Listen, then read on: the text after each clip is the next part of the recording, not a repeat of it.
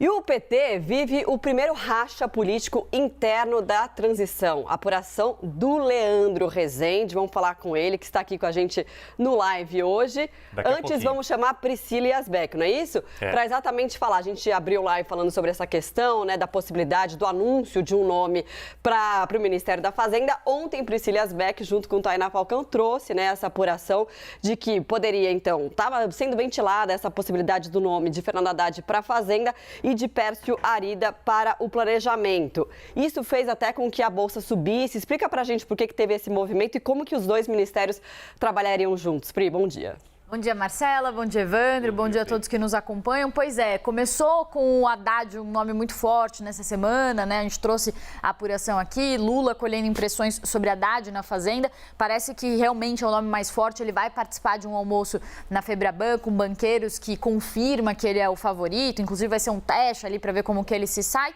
E aí, então, ontem, essa notícia de que o Pércio Arida estaria sendo cotado, então, para o Ministério do Planejamento, porque a Frente Ampla não quer planejamento e fazenda, os dois ministérios, que são os mais importantes dentro da área econômica, só com a ala petista, né? Então, a Alckmin está também trabalhando ali internamente dentro do grupo de transição para trazer Pércio Arida para o planejamento. A dúvida que fica é se Pércio Arida vai aceitar ou não o cargo. E aí a gente trouxe aqui uma sugestão, inclusive da nossa editora Carol Brito, de explicar um pouco de como que fica e qual que é a importância de um ministério e de outro, né? Então, o que cada ministério é responsável. A gente tem aqui, então, a Fazenda, que faz formulação e execução da política econômica, cuida das contas da União, também está sob o guarda-chuva da Fazenda a questão do imposto de renda, a Secretaria da Receita Federal. E aqui vale falar que esses dois ministérios foram unidos no governo Bolsonaro para fazer o superministério da Economia. Mas antes eles tinham essa configuração. Fazenda basicamente executa, planejamento planeja. Então, o planejamento, ele planeja a administração pública, responsável pelo orçamento federal, também por reformas e liberação de fundos para estados e municípios. Isso aqui é muito importante porque é o controle de uma parte importante do dinheiro que vai para estados e municípios.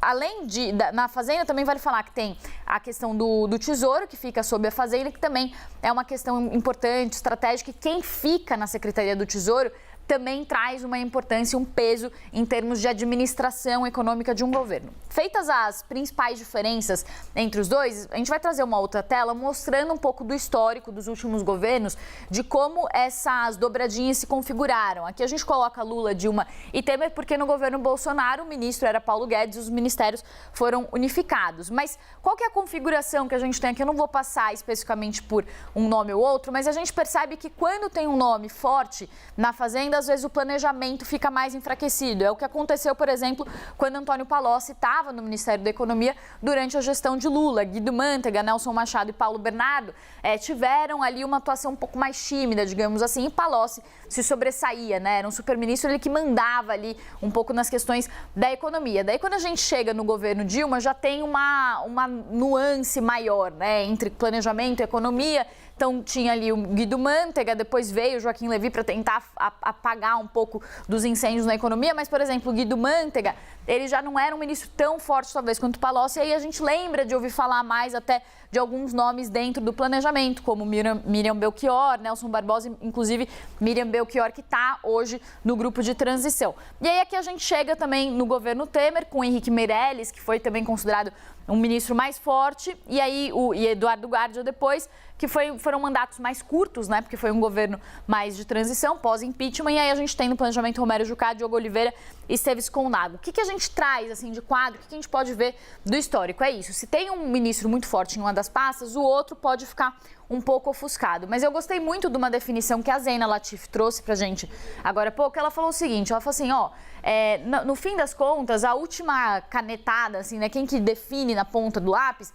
acaba sendo o presidente. E se o governo não tiver à disposição, se o governo petista, falando agora do nosso caso específico, uma disposição de fazer reformas, se ele for para uma linha mais de gastar, não importa quem está na economia ou no planejamento, o governo não vai fazer algo diferente. E mais que isso, Se no executivo você tem um governo com perfil mais gastador, não vai ser o Congresso também que não vai gastar, porque o Congresso, por essência, ele prioriza ali os projetos políticos dele, não é um órgão dentro da nossa estrutura que pensa em formulações de políticas públicas, né? Então, o que vai dar muito tom é, de fato, o governo Lula vai mais para um lado, vai para o outro. Quando o Pércio Arida começou a ser falado ontem, surgiu uma impressão de que talvez o governo vá governar um pouco mais ao centro, mesmo que ele não aceite o cargo, o fato de ele estar ali próximo de Haddad já traz uma sinalização importante. A ver como que fica daqui para frente, né? Pri, muito obrigado por trazer, inclusive, né, retomar um pouco desses nomes que foram